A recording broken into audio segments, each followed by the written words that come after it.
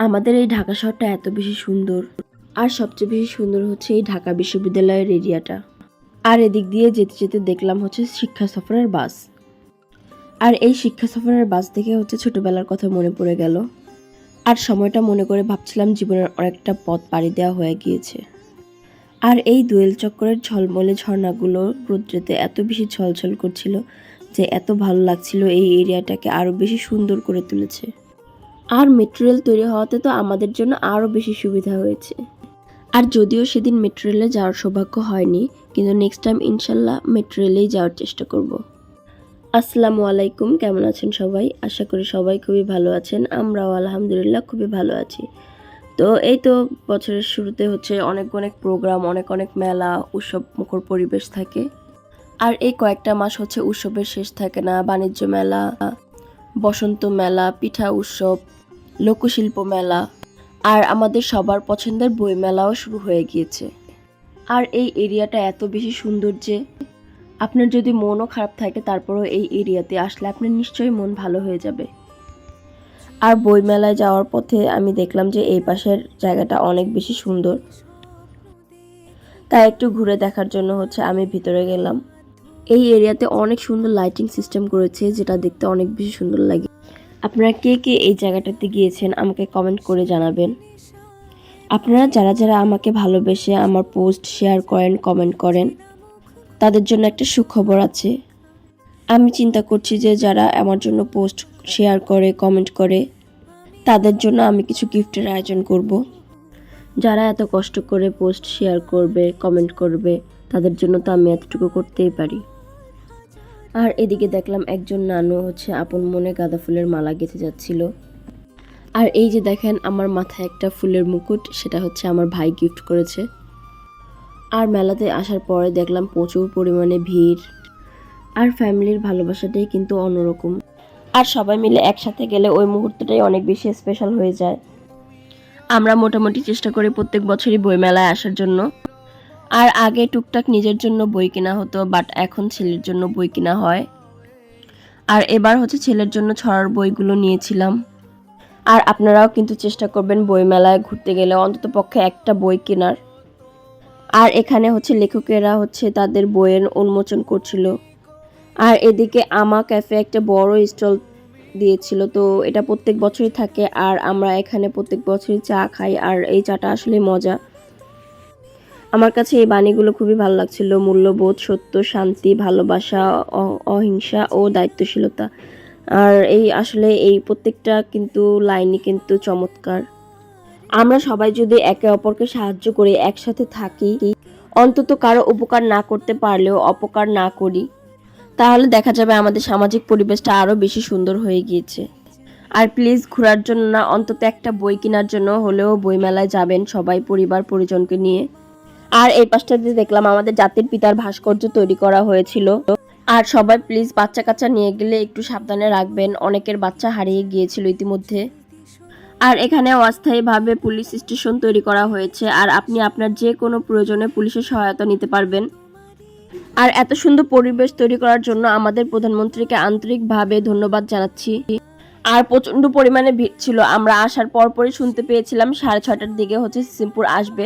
আর সিসিমপুর হচ্ছে 3 বেলা আসে, সকালে, তারপর হচ্ছে দুপুরে, আর হচ্ছে 6:30টার দিকে। তো এই তো 6:30 বাজে হচ্ছে সিসিমপুর শুরু হয়ে গেল। আর আমরা ফার্স্টে টুকটুকির দেখা পেলাম।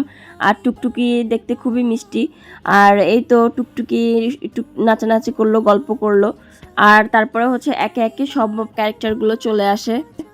আর ছোটবেলায় আমরা খুবই মজা করে হচ্ছে সিসিমপুর দেখতাম, আর সিসিমপুরটাকে এখনও মিস করি। আর ভিটিভিতে এখনও সিসিমপুর দেখানো হয়।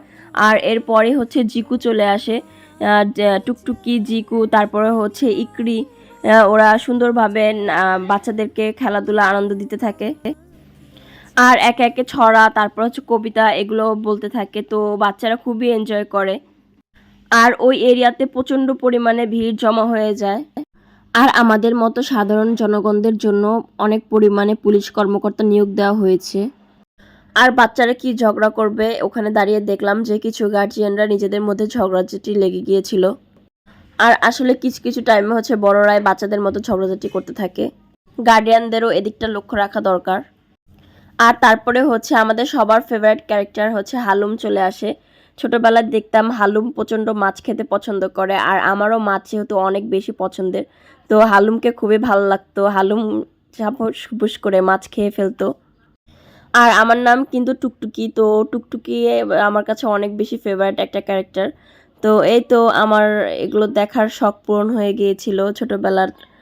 আর প্রোগ্রাম শেষ হওয়ার পরে হচ্ছে আমরা মোমো খেতে চলে যাই, বাট মোমোটা আগেই খেতে চেয়েছিলাম। তো যাই হোক, মোমো খেতে চলে আসি, আর এখানে চিকেন মোমো হচ্ছে সেল করছিল। তো চিকেন মোমো খেতে এসে মানে দেখে যেরকম আর কি ভাবছিলাম, বাট সেরকম না, মোমোটা তেমন একটা মজা ছিল না। এটা খাওয়ার পরে আমার মোমো থেকে মনই উঠে গিয়েছিল, সত্যি কথা।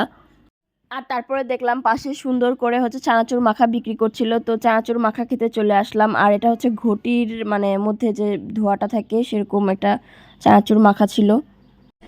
আর আমি ফার্স্টে বলছিলাম যে এই এরিয়াতে রাত্রেবেলা মানে খুবই সুন্দর একটা ভিউ দেয়। তো রাত্রেবেলার এই জায়গাটা হচ্ছে অন্যরকম সৌন্দর্য।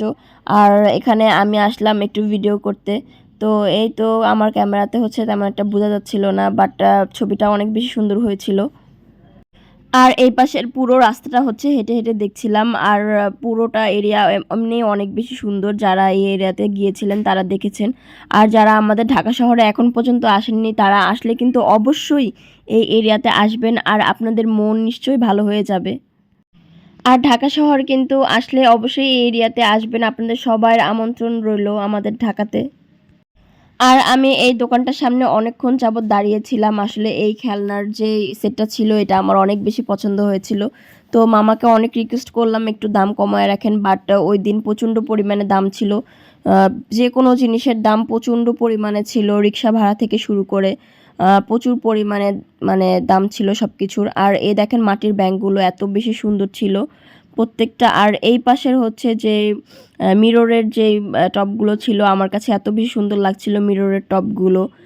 আর এই পাশে রিং লাইট মানে রিং টাইপের ঝুলানো ওইগুলো ছিল। আর তারপরে হচ্ছে আমরা আইসক্রিম খেতে চলে যাই। আর এই কুলফি মালাই আইসক্রিমগুলো হচ্ছে 20 টাকা, 10 টাকা, 20 টাকা এরকম দাম। তো আমরা এখান থেকে আইসক্রিম খাই। আর এই মামারা হচ্ছে মানে হচ্ছে ফুলের যেই জারগুলো অনেকে ঘরের মধ্যে সাজায় সেগুলো নিয়ে বসেছিল। আর এদিকে অনেক ডেকোরেশনের জিনিসপত্র ছিল। নেক্সট কোনো ব্লগ নিয়ে আপনাদের সাথে শেয়ার করব। তো এই পর্যন্ত সবাই ভালো থাকেন, সুস্থ থাকেন, আর আমার জন্য বেশি বেশি দোয়া করবেন, আর আমরাও আপনাদের জন্য দোয়া করব। আল্লাহ হাফেজ।